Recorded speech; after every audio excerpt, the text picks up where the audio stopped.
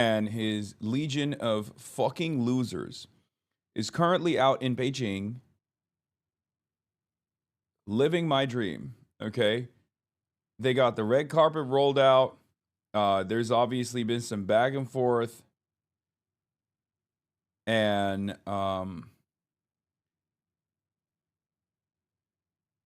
there's been some controversy on the trip thus far. One of the worst controversies has been what kind of dog shit food they were serving on Air Force One that was supposed to be Chinese. And I don't know how to explain this to you. That is probably the biggest war crime of all time. Yeah, NVIDIA CEO Jensen Huang wasn't supposed to make it on the trip initially, but he actually intercepted Air Force One in Alaska. I saw.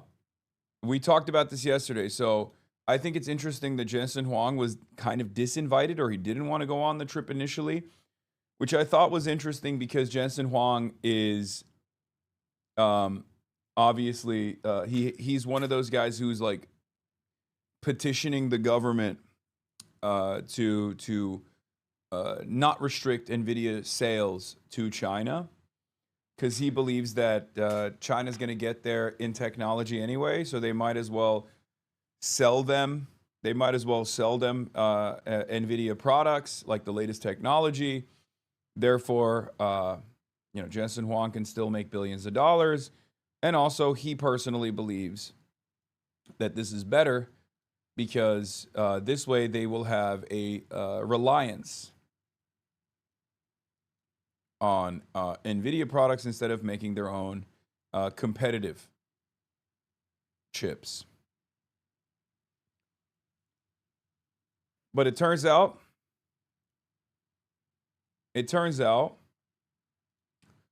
that beef was maybe short-lived, or wasn't a beef at all, because Donald Trump invited him.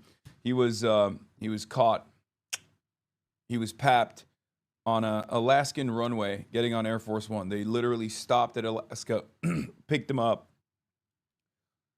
Dude, the way these guys live is so crazy. They're like, oh yeah, I'll hitch a ride on Air Force One to Beijing. Let me just fly my private jet from, I don't know, San Francisco to fucking Alaska, and you could pick me up in Alaska on the route. Anyway, New York Times has extensive reporting on what the Trump side demands are most likely going to look like.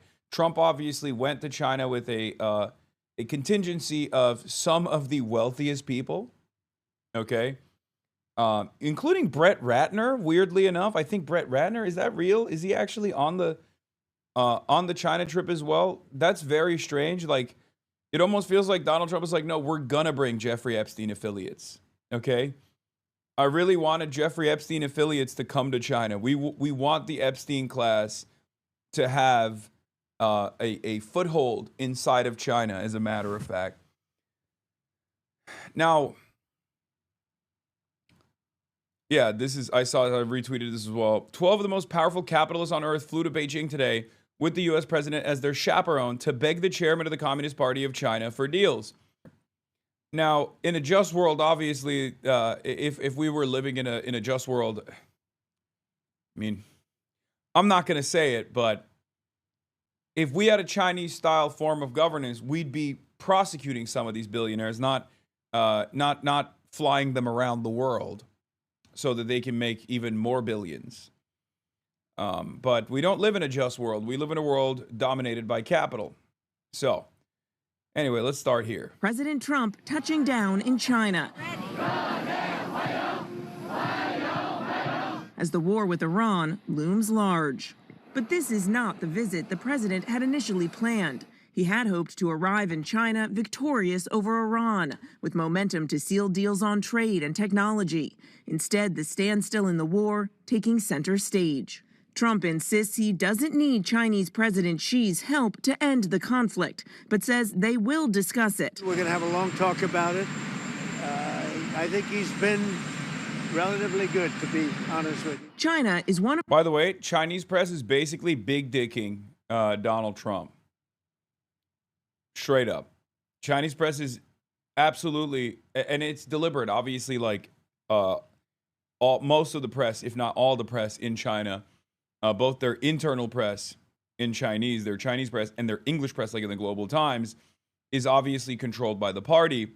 So one of the Global Times, Global China newspapers, the major one, China Daily, basically yesterday posted a full above the fold coverage on the nation of Tajikistan and Tajikistan's leader having a meeting with Xi Jinping, and then on the side panel, there was a brief footnote about Donald Trump arriving in Beijing. I'm sure today they will probably put it above the fold, but things like that do matter, right? I mean, this is from yesterday's China Daily. Sino-Tajik ties enter new phase. Xi navigates China-U.S. relations amid global uncertainty. That's by design. And the Chinese newspaper websites, like the Chinese papers in Chinese, in Mandarin, they don't even mention that Donald Trump is coming to China. And I suspect that's on purpose. And one of the things that Bloomberg was reporting on that I saw earlier is something that I could not have foreseen either. I thought that they would be much more excited, even if it is to just like make Trump feel good, make Trump look good. I did not think that they would go the route of humiliating the American contingency, or at least like showcasing their power over the American side on this trip. But it turns out they are doing that. And this is something that I did not expect, and I will admit that. I thought that they would roll out the red carpet and hit the maximum, like, oh, we're so excited that you're here mentality. Turns out that's not the case, which is interesting because China is usually invested in stability, and China knows that the best possible route for stability, the path of least resistance, is to give Donald Trump some goodies, right? Some MOUs, memorandum of understandings, and also on top of that, some promises about like investment, some promises about purchasing. New York Times called it the 3 Bs: beef, beans, and Boeing, right? China has a fleet, obviously, of Boeing airplanes. China also builds Boeing airplanes as well, or builds components for Boeing airplanes in their factories. So I think that's the reason why the Boeing CEO is there with Donald Trump. They want to sell more Boeings to China, and beans is soybeans. Obviously, they want to get China to purchase soybeans again. It's destroyed a lot of the American agriculture, American farmers in a lot of areas that voted for Donald Trump. China always reroutes the soybean purchases whenever America starts trying to do, tariffs or anything like that against China. And China this time around rerouted almost the entirety of their soybean purchases to Argentina. And then, obviously, the other one is beef. This is a thing that we produce. Are you trolling? No, I'm not trolling. America exports a shit ton of beef. America exports a shit ton of soybeans, and America exports Boeing products. These are like the three major things that we produce on U.S. soil that we sell to the rest of the world that isn't baby murder machines. And obviously, America is not going to sell baby murder machines to its foreign adversary that it wants to fight.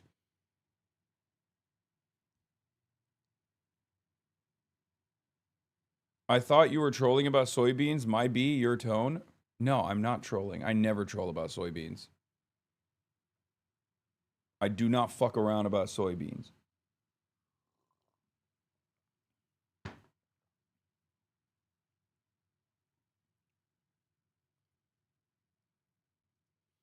Also with Boeing, medium rare OG is correct. China is trying to build their own commercial jets to displace Boeing and Airbus, i.e. COMAC. So they've had some they've had some significant gains in that field as well. So they've obviously built their own aerospace industry, and now they're also in the realm. China is also personally in the realm of creating commercial airliner fleets as well.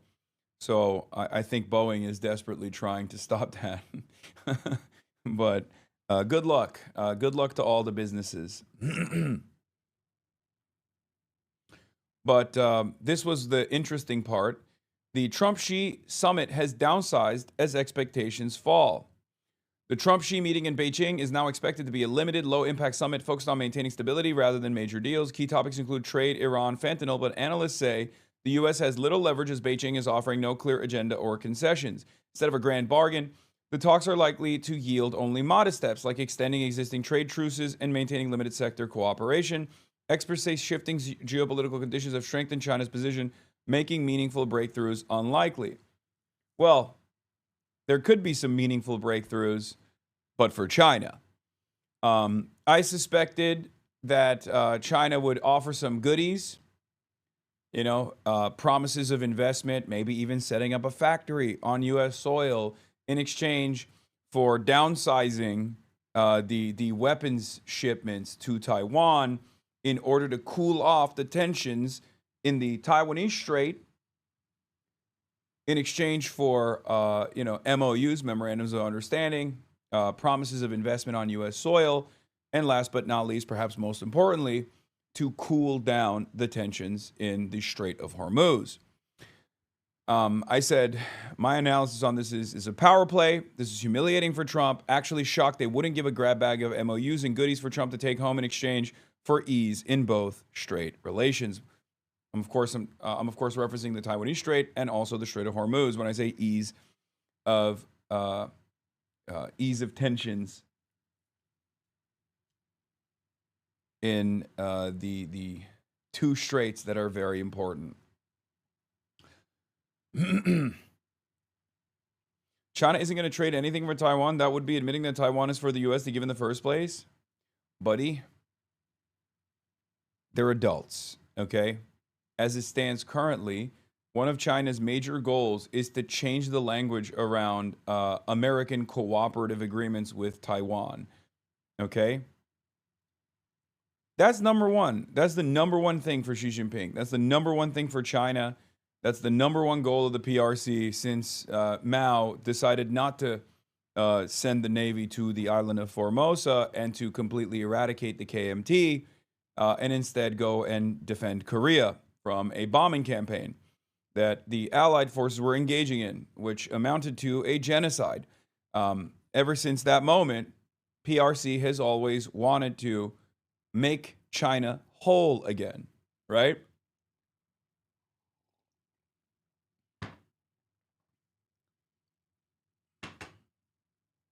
The more leverage China has on the global stage, the more they can stop America's advancement and weapons contracts and potentially put the DPP in a weakened position, the Independence Party in a more weakened position. The DPP is basically a holdover for the CIA anyway. So, yeah, if the U.S. drops security guarantee, it basically instantly makes peaceful transfer happen. Taiwan can't possibly defend itself alone. Taiwan can't even defend itself with America. Let's be real. That's not a real consideration at all. Taiwan is wholly, Taiwan, if China wanted to overtake Taiwan militarily, there's not a lot that America could possibly do. This is more so a Chinese initiative to make sure that peaceful reunification happens rather than any sort of military escalation. It's to avoid military escalation. Not only, I'm so fucking serious about this, by the way, because guess what? It's not just my assessment. This is the assessment of former American generals and former American intelligence community leaders. Okay? Max Boot, who is not exactly an anti-war guy, Max Boot, who very famously wrote the Case for American Empire. That Max Boot. You might recall I used to read some of his stuff back in the day on this broadcast. That Max Booth, okay, wrote or published a Washington Post interview where he talked at length about China surpassing the United States in a decent chunk of different military ambitions.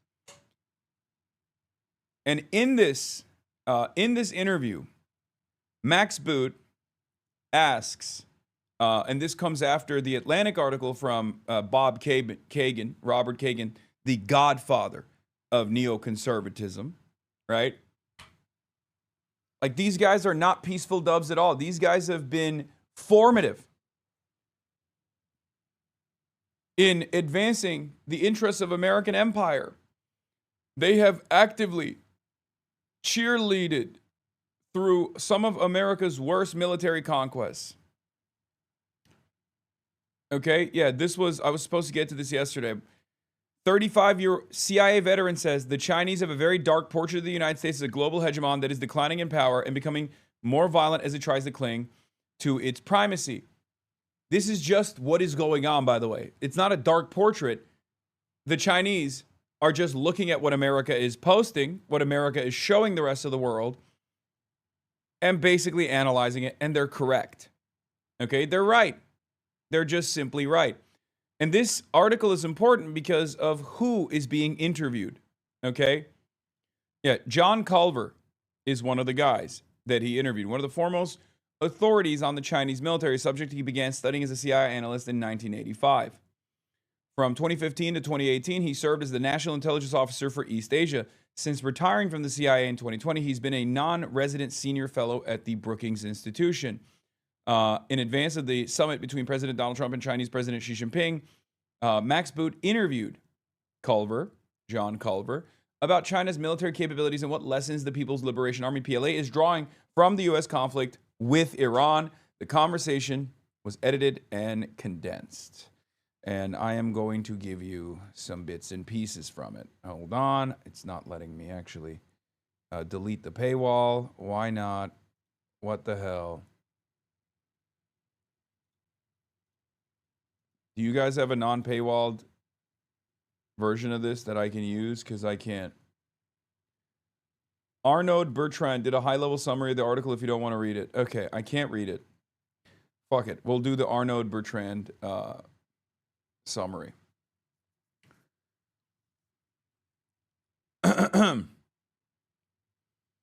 Arnaud says, if anything, Boot's interview is even more devastating than Kagan's piece. This is him talking about the Robert Kagan piece that we talked about, that I also summarized, where Robert Kagan basically said America has lost in Iran and they need to fucking figure out a new way of maintaining whatever power it can maintain as a global hegemon, perhaps in a multipolar world. Okay? And this comes after that. So Arnaud says, if anything, Boot's interview is even more devastating than Kagan's piece because it's not an editorial opinion. He's interviewing John Culver, a former top CIA analyst. He was National Intelligence Officer for East Asia and one of the world's foremost authorities on the Chinese military, which he's been studying since 1985. This isn't a pundit opining. This is someone who spent decades inside the intelligence community. 1. In the case of war with Taiwan, the U.S. will flee the theater. This is huge. Okay? One of the things that military analysts are looking at, even before America depleted its peer and near-peer adversary standoff munitions against Iran, which is not a near-peer adversary, but merely a regional power at best, right? It has capabilities of force projection beyond its borders, but they're not supposed to be a global center of power. And Iran is able to, by way of asymmetric warfare, get its wishes across the rest of the globe, or at least make the rest of the globe receive a penalty for America's ambitions. Okay, this is huge. This is massive because it showed everyone, as I told you since like week 2 of Operation Epic Fail, that this basically showed every other competent military leader around the world two things. One, you could engage in asymmetric warfare and for pennies on the dollar, successfully hold positions as long as you have set up your entire defense production capabilities to withstand American bombing, aerial bombardments. If you have a competent enough anti-air denial system, anti-air defense system, then your munition stockpiles will, as long as they can survive, you can engage in a tit-for-tat battle with the largest superpower on the planet. Right? That's huge. It's a big deal because warfare has changed dramatically in some respects, and it now has evened the playing field. Just as the rocket-propelled grenades were devastating for tanks, and then tank armor obviously had to improve, and then drone warfare once again redesigned the way that conflicts unfold and the way conflicts play out. Iran is showing the world that through the successful productive forces, asymmetric warfare, and tunneling your entire defense industry underground, you are capable of withstanding tremendous amounts of pain and punish the rest of the world as long as you're sitting on a 21-mile wide strip straight that 20% of the global energy supply transits through. But America has shown the world that it's incapable of defending its own fucking bases against Iran. So, I continue. This is undoubtedly the single most stunning revelation in the entire piece. Culver says that as far as he is aware, the Pentagon's plan in the case of war with Taiwan is to simply flee. This is the exact quote.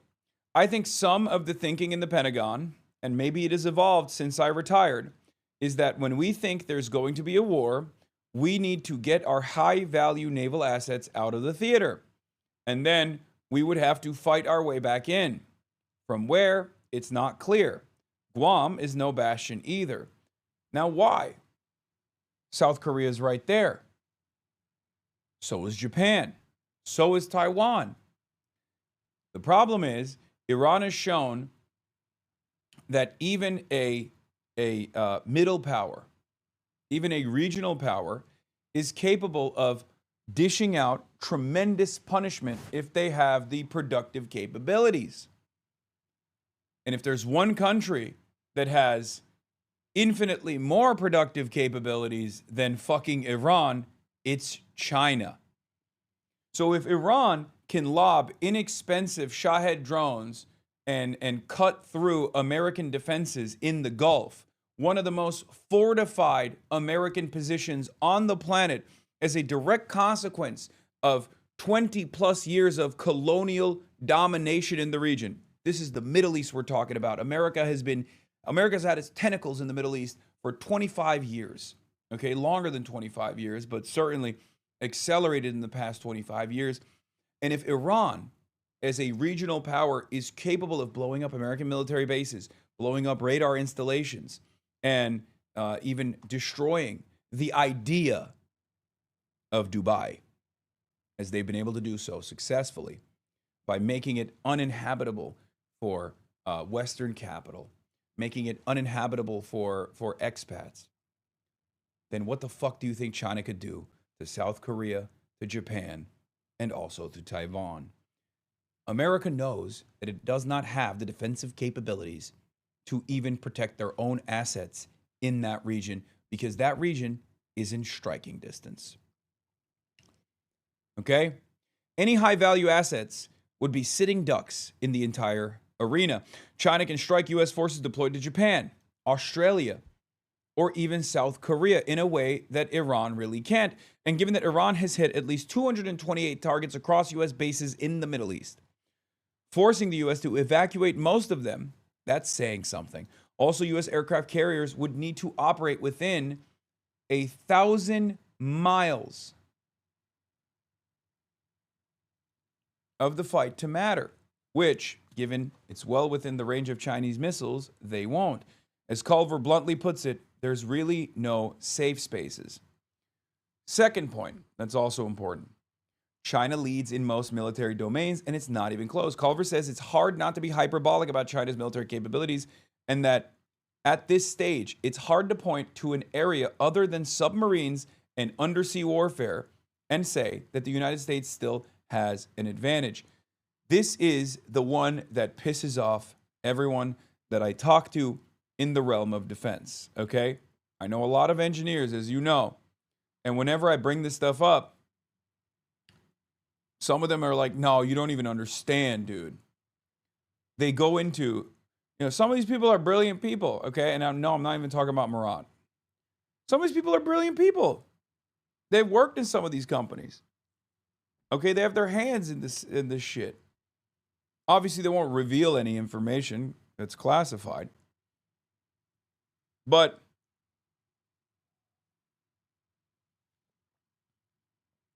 do you ever start the stream to be normal or just cry about it? I don't even know what that means. What did you imply? What? Do you ever start stream to be normal or just cry about this shit? Brother, I'm a fucking political commentator. What are you talking about? I'm doing political commentary. I'm talking about America's force projection capabilities and how much is diminished around the globe in comparison to a peer adversary like China, as opposed to like a decade ago, and what the Taiwanese relationship with America looks like now. That's my job. It's such a funny thing to complain about because this is literally like the same thing you could say to like Jake Tapper. You'd be like, oh, this guy fucking yapping about the news again. It's like, yeah, bitch, you tuned in to the channel. Do you fucking tune into the NFL and go, oh my God, dude, I can't believe they're playing football again. What the fuck, man? I hate this. Every fucking Monday night, every Sunday. Football, football, football. Why is there no Taylor Swift on the TV? But yeah, getting back into it. So China has a lot of advantages and made significant strides in technological innovation, and also has a very clear productive advantage, an advantage in the realm of production in comparison to the United States of America. In some critical areas, such as advanced munitions, which when it comes to war is pretty damn relevant, his assessment is that China leads by magnitudes. As a reminder, an order of magnitude means 10x or so. By assuming he knows that and meant what he said, magnitudes would mean at least 100 times more, meaning that U.S. capabilities would be less than 1% of those of China. At the same time, Culver also says that whichever side runs out of bullets first is going to lose. And I think we both know. I think we both know which side is going to run out of bullets first, right? If America is running out of bullets in Iran, America's running out of bullets in China way faster, okay? As a matter of fact, America is almost already out of bullets, and not a single bullet has been fired in the direction of China. Something to also pay attention to.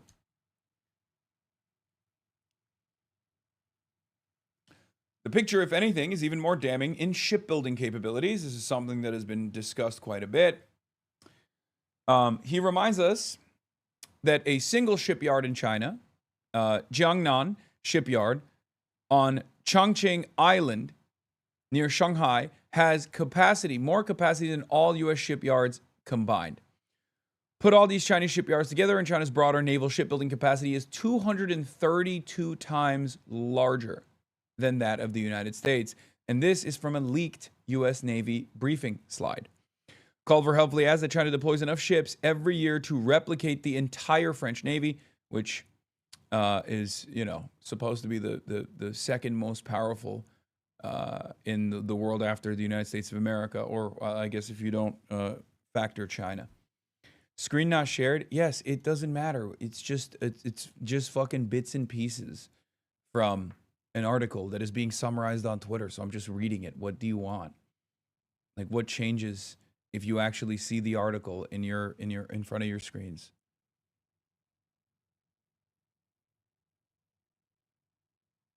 Anyway. Backseat production. So funny. Culver's assessment is the exact opposite. If your only window into, the number 3, despite this, a war in Taiwan is still highly unlikely. Okay? A war in Taiwan is still highly unlikely. In spite of all of this, or maybe because of all of this information.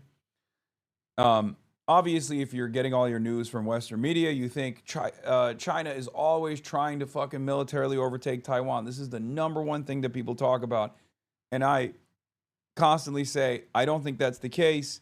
Obviously, there's no guarantees, but it doesn't feel to be the case at all. And people say, oh, dude, you're dick riding Xi Jinping. You're dick riding Xi Jinping. You want to eat the dick of the Communist Party of China, all this stuff. I'm just giving you what I think. I'm just giving you analysis. And this assessment, Arnaud and I guess Culver's assessment is entirely at odds with one another.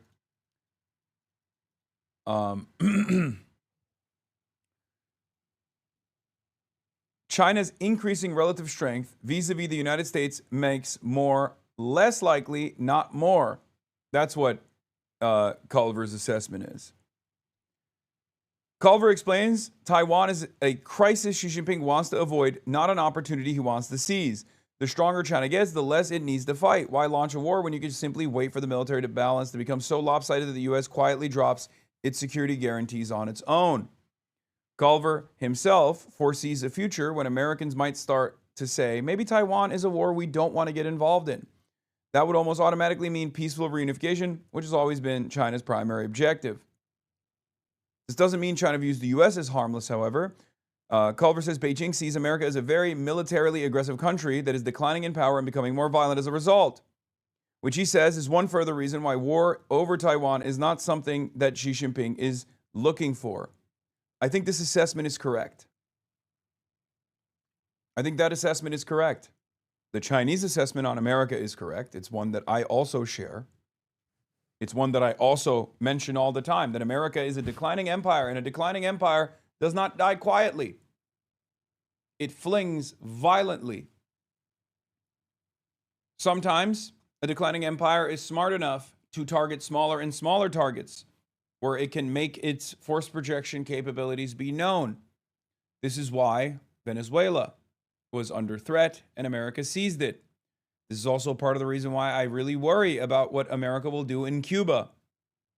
On the one hand, even the smart, limited military ambitions would still spell trouble for middle powers and smaller countries, developing nations that are within striking distance of the United States, especially when China very clearly has no ambitions of propping them up defensively or disrupting America's affairs in its own backyard.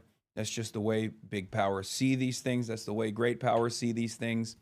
I know it's really gross to think about Cuba or the entirety of Latin America as being in America's own backyard. It's colonial language, but it's just how great powers see the world, right?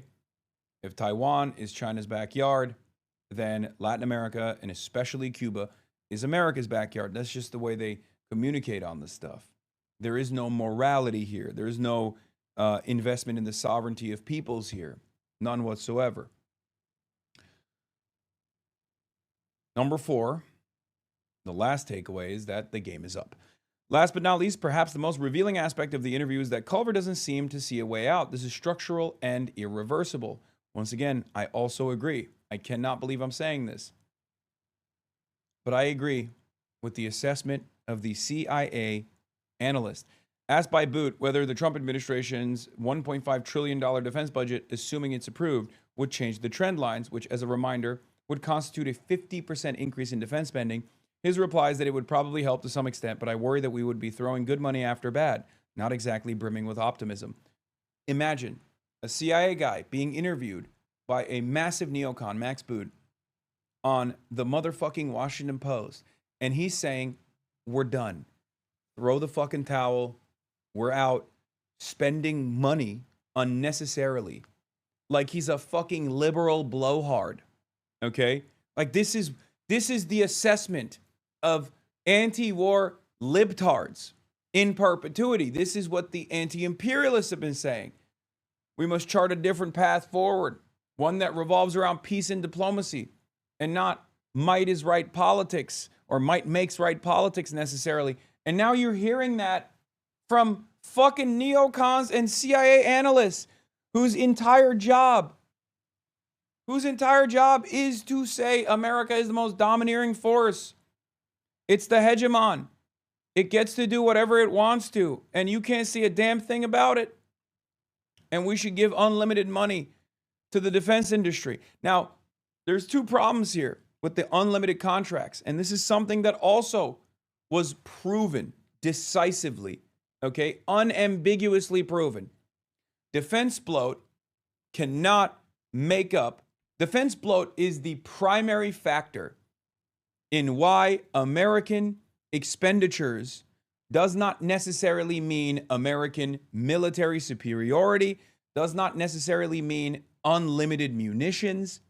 Defense bloat is the reason why a country that designs its defense industry for survival is going to have, by way of asymmetric warfare, a much better option, a much better position overall in a war of attrition, which is what all wars are. Ukraine has shown this against Russia.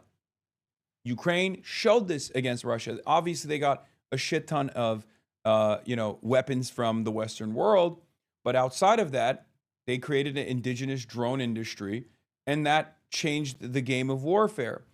Similarly, when asked why the U.S. keeps investing in billions in aircraft carriers, even when Trump's class battleships, his answer, that is because the military services have a nostalgia for the things that meet their expectations for how you get promoted. In other words, wasted money. Okay? That's all this is. Capitalism has necessitated imperialism. Okay? Profit rates have a tendency to decline. You look for new markets to dominate, to extract natural resources from. You seek out new profit centers around the world. And the only way to maintain that profitability in these emerging markets, in these developing nations, is by dominating them militarily. This is why you need to engage in imperialism. This is why you build a robust industry of defense. However, capitalism is a self-defeating system. And that is precisely the reason why, at a certain point in the aftermath of World War II, when American defense capabilities turned around and no longer cared as much about survivability, no longer cared as much about having technological superiority, but instead cared about justifying its own existence, it became this massive behemoth. And that's the reason why we spend more money than 8 of our peer competitors combined. 8 of the next biggest militaries combined barely touches the American defense, the American defense expenditure. However, Donald Trump wants to increase that to the tune of $1.5 trillion. And even then, the amount of money spent on the military doesn't actually make the military a more competent, more robust, more successful fighting force. Because these contracts that are given to the defense industry are not given to the defense industry so that it can actually destroy its adversaries. These contracts are given so that people make money. Okay? That's it. That's it. The defense industry exists currently to justify its own existence. It doesn't exist to actually defend the United States of America. Okay? It's a system of middle managers trying to cut side deals and engage in cons all the way down. That's all this is. We know this as defense bloat. Okay? And this was my suspicion for many, many years. But we no longer have to suspect that there is defense bloat and it has made America a less successful country as far as enforcing its wishes upon near peer adversaries, but instead, even on regional powers, okay, third tier countries that we have been able to dominate economically, like Iran. Iran proved that it doesn't fucking matter if you spend trillions of dollars on your defense industry. March and you sleep in the same bed? Yeah. When we have sex, we do. Anyway. Same thing for the Pentagon's much-hyped hellscape drone strategy to defend Taiwan. Culver asked the obvious question. What drones are you talking about launching from where? He points out that they'd have to pre-deploy them, if not on Taiwan itself, then on Luzon or the Japanese Southwest Islands, all of which can be struck by the Chinese. He adds that this is the tyranny of time and distance when you look at the war in the Pacific. Okay? Trump will look at all of this and say, you guys are naysayers. These are not cynical, peace-loving doves. These are some of the most prominent war hawks that are looking at the board, that are looking at the numbers on the board, that are looking at America's capabilities, matching them against the Chinese capabilities, and saying, there is no way to math it out. There is no way to game theory your way out of this, okay? It's not happening. And this reality has been apparent for those with eyes to see. I've been talking about this nonstop. One of the best examples we can use, someone brought it up in the chat as well, is the difference between Shahed drones, which are $7,000 to $10,000 a pop to make, basically a fucking behemoth of a lawnmower with explosive ordnance attached to it, unbelievably successful in destroying billions of dollars worth of military equipment so far in the Gulf. America basically took a Shahed drone that was downed and retooled it. They took the exact same thing, they copied it 1-to-1, and they slapped a Made in America sticker on it, Made in the USA sticker on it. Our version of the Shahed drone is called Lucas. It's $50,000 a pop, which is unbelievably affordable for the American military industry, right? The MIC, the military industrial complex, $50,000 a drone is actually very, very cheap. You're joking? No, I'm not joking. They took the same damn thing, they put a Starlink on it, and they called it Lucas. That's exactly the same drone. It looks exactly the same. It works exactly the same.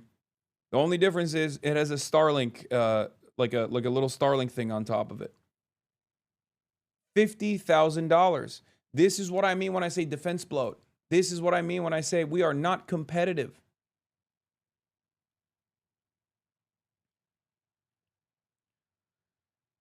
The picture that emerges, Arnaud summarizes, from both Booth's Culver interview and Kagan's article is remarkably consistent. The U.S. is checkmate in the Middle East, would need to entirely flee the Pacific theater before a war even starts, cannot produce enough weapons, cannot keep its supposed allies safe, and has no strategy to reverse any of it, nor can one even be produced, given the structural nature of the gap. Even a 50% increase in defense spending, Culver says, would be throwing good money after bad.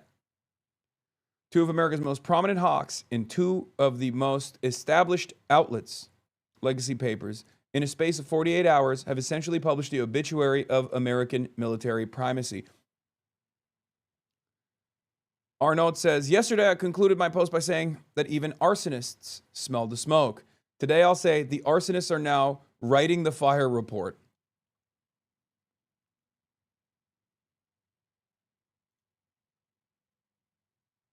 New, the U.S. would struggle to find a protracted war with China due to a lack of long-range munitions, air defense systems, and unmanned air, undersea, and surface systems, finds CSIS Defense.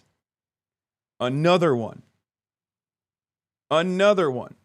These guys are not our allies, by the way. They're not our allies at all. These are people, these are demonic entities that have been a cancerous force, constantly advancing the interests of the military-industrial complex. They are literally funded by the military-industrial complex. Some of these articles that they're writing specifically to justify bigger and better equipment. That means more dollars, CSIS, more dollars coming to their donors, right? Their corporate donors. But this is still Important analysis. This is why I said what I said at Yale, at the Yale Union speech. Whether we think American empire should end or not is immaterial to what is actually going on. No matter what that resolution was at Yale Union, which was, it favored my perspective, of course. American empire is ending. And we have an obligation to future generations and the rest of the world to ensure that we manage that end of American empire. Will it end violently as we lash out at any and every country we can? Or will we retreat from the world, lick our wounds, and focus on rebuilding this country with all of the wealth that we currently have? It's that simple. I think, personally, my Oxford Union speech was somewhat prophetic about what I called out and what I said was going to happen if all these pro-Israel groups kept talking about how all Jews care about is Israel over and over again, and how damaging that would be to the safety and security of Jews in the Western world. That was 2 years ago. That's already unfolding. And this is the other one. Hopefully one day we'll look back at those speeches honestly and say, damn, how did this guy get it right? Maybe some people will ask, why didn't we see these warning signs? And then they'll recognize it's because he was also dealing with some of the dumbest fucking reactionaries on the internet and constantly finding himself in drama after drama, manufactured outrage. So we didn't pay attention to what the fuck he was saying because we got duped by some of the stupidest people on the internet into believing that this guy was deeply unserious, didn't have anything worth listening to. Now, of course, obviously, there are intelligent people who do recognize that some of the things I'm saying are worth listening to. Okay?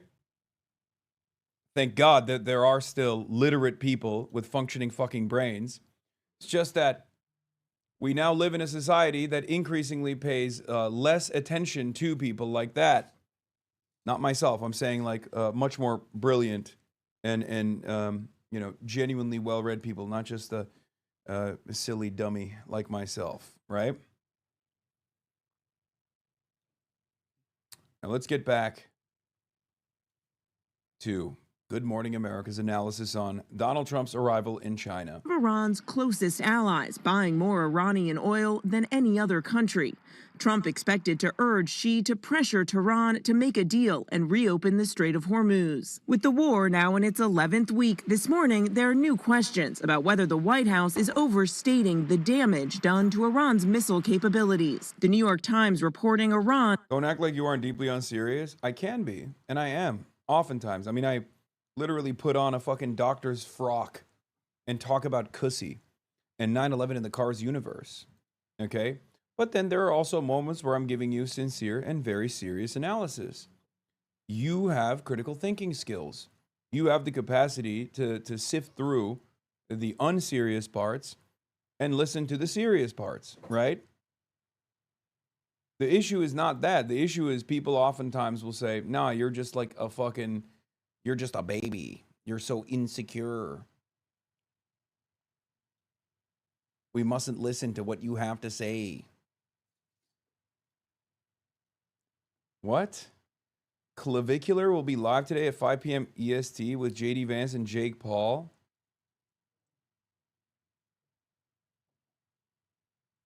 CBS didn't get a visa for Tony Double Cirque in time for his visit, so instead of broadcasting from Beijing, they probably didn't give him the visa. That's a major L. Wait, CBS has no one on the ground in China? Oh, that has to be on purpose. There ain't no way, dog. There ain't no fucking way. Nope. That's got to be on purpose. Oh my God. Oh, that's so funny. I'm telling you, these motherfuckers are so in tune with what's going on. All the minutia, all the comings and goings. I guess they're also still broadcasting from China, just Chinese Taipei. While the rest of the TV news world is traveling with Trump to China, CBS Evening News is broadcasting from Taiwan after the network failed to secure a Chinese visa in time for anchor Tony DeCoppel. This is not even about Tony DeCoppel. This is about CBS. I'm willing to bet China didn't want to give China did not give a visa to CBS on purpose, like a press visa to CBS on purpose, because they were like, nope, that's like Israeli news. Fuck that.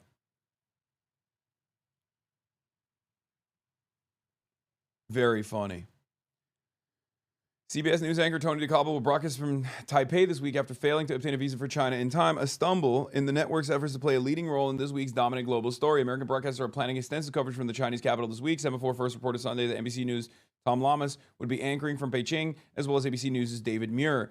CBS appears to have planned similar coverage and was forced to change course at the last minute. On the CBS Morning Planning Call Wednesday, they discussed plans for DeCoppel to broadcast from the Taiwanese capital, according to a person on the call.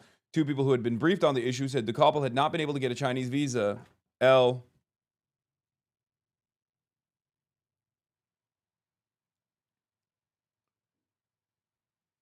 even gave a visa to Marco Rubio, who's currently sanctioned by the Chinese government.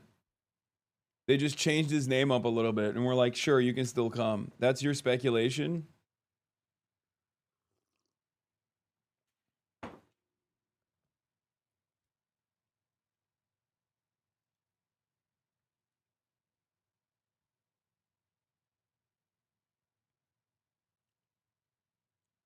Yeah, Wei Zhejiang is CBS News' senior White House correspondent. So she's on the ground, but not Tony DeCoppel. He wore his Maduro tracksuit to China. Yeah. Taipei Tony, dude. That's awesome. Are you missing the soundboard? I am. The person added that DeCoppel's presence in Taipei highlighted the importance of Taiwan, which is said to be a major topic at the summit. Cope. All right, let's get back into it. Still has retained roughly 70% of its pre-war missile stockpile and has restored. Tony about to demand a third circumcision, this time for Chinese citizenship, okay?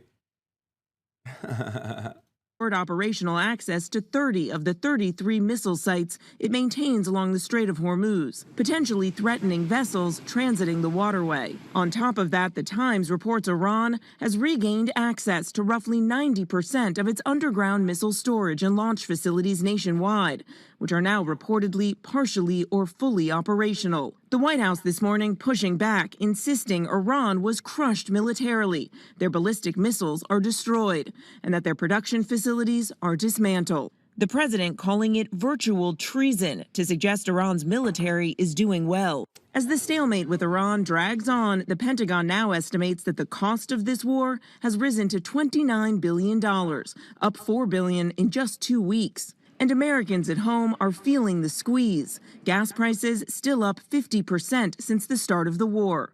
But the president rejecting the idea that the financial strain Americans are feeling will influence whether he makes a deal with Iran. What extent are Americans' financial situation motivating you to make a deal? Not even a little bit. The only thing that matters when I'm talking... Incredible.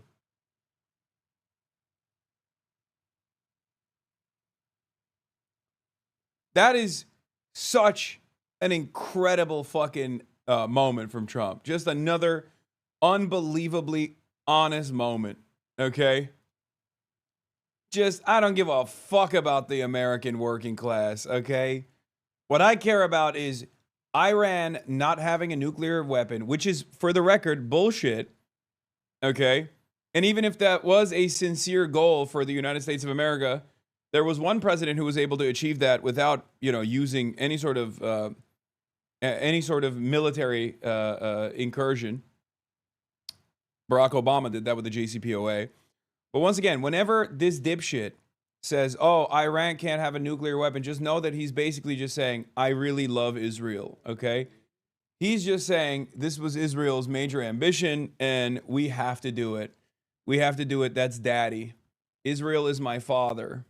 Thinking about Iran, they can't have a nuclear weapon. I don't think about Americans' financial situation. I don't think about anybody. I think about one thing. We cannot let Iran have a nuclear weapon. That's all. Now, over the next 2 days. God, he looks so shitty. I was listening to his I was looking at video footage and listening to his speeches from his first China trip in 2017.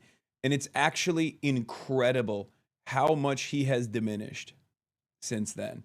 Obviously, it's been a fucking decade almost, but it is crazy. The difference is night and day, okay? He is a rotting carcass. Here, there will also be plenty of pomp and ceremony. President Trump also looking to make some new announcements about investments, hoping that China will make big purchases of U.S. soybeans and Boeing aircraft. The private sector also looking to announce some wins here. President Trump bringing along with him over a dozen American business leaders, including Apple's Tim Cook and Elon Musk. But again, with the war hanging over all of this, expectations are muted. Robin. Yep, they are. Thank you for being there for us, Mary. Thank you.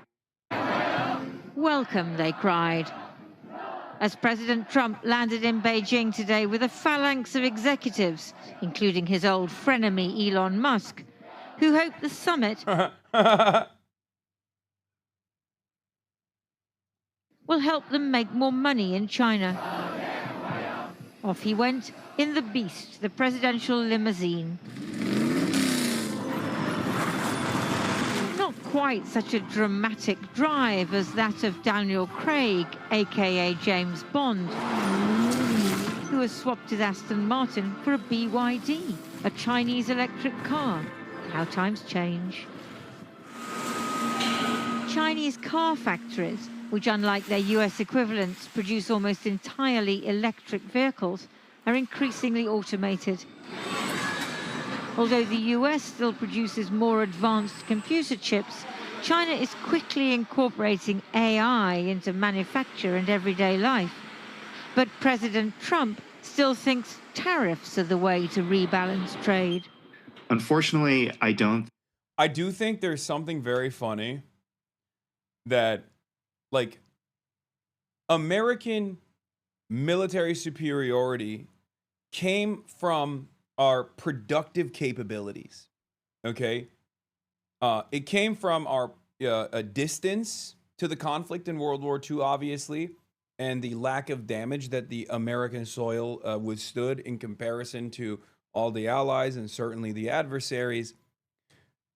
China also has tremendous proximity to most of the things that are taking place. America has tried to bring the war to the Chinese doorstep and has failed to do so, given the gap that China now holds over America and the rest of the world as far as their productive forces goes.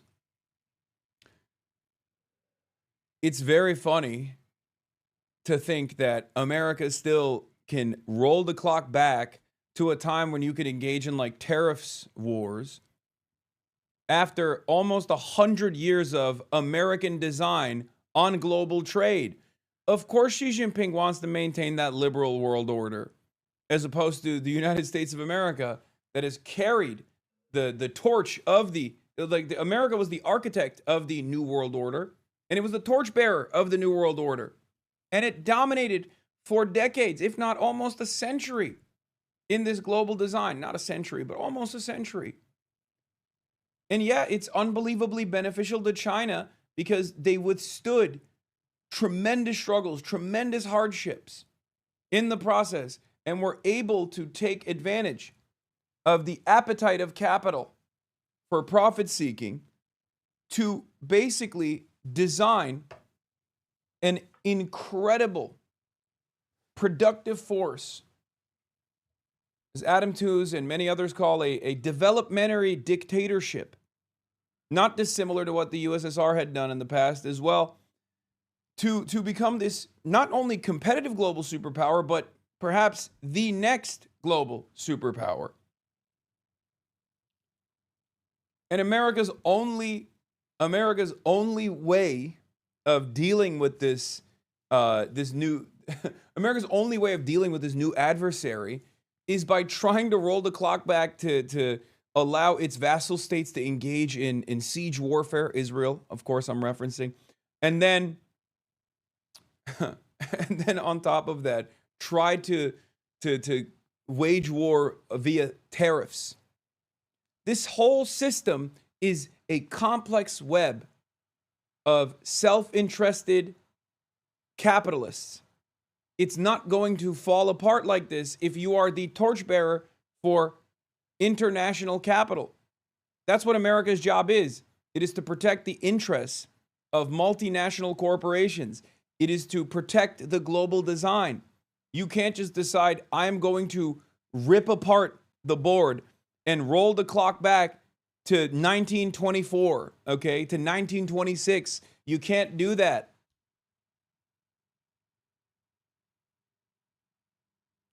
Because things were far too sweet for the last 100 years, especially after World War II, for the last, the last 5-6 decades.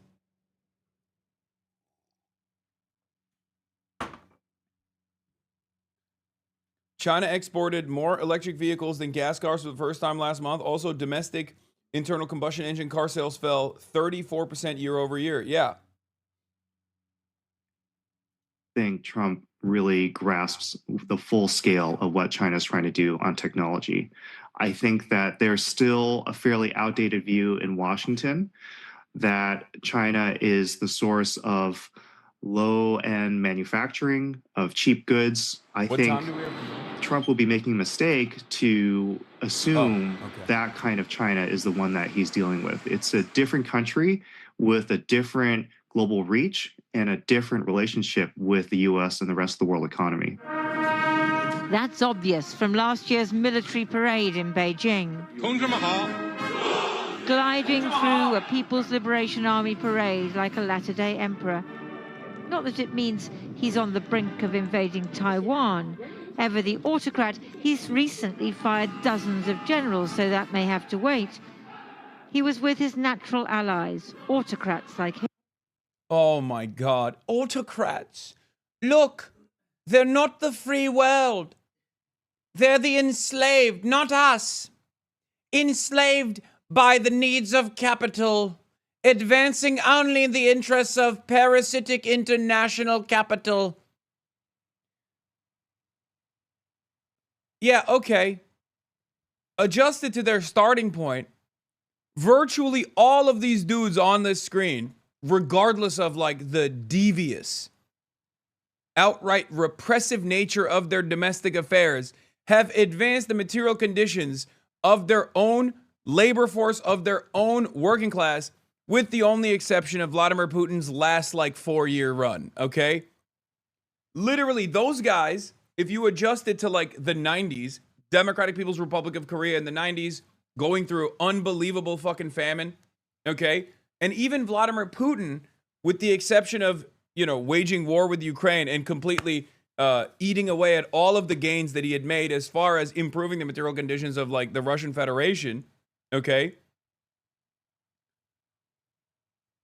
They have had a positive trajectory in comparison, not in comparison to the Western world necessarily, but in comparison to what their starting point was, okay? 同志们好. I know, I say it all the time. Like, you look at these countries, okay? You look at these fucking countries. You look at these countries. Even Russia, in comparison to the aftermath of the Cold War, the end of the Cold War, is in a better position overall than it was in the 90s. Now look at America's allies. Look at Europe. Look at Japan. Okay? They have not grown. Their productive forces have diminished in the process. People's relative material conditions have worsened in the process. And the only thing that obviously hides that damage is technological innovation and the exponential growth of technology.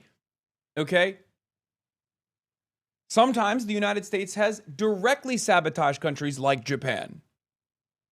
In other instances, the sabotage is less direct, like with the European Union.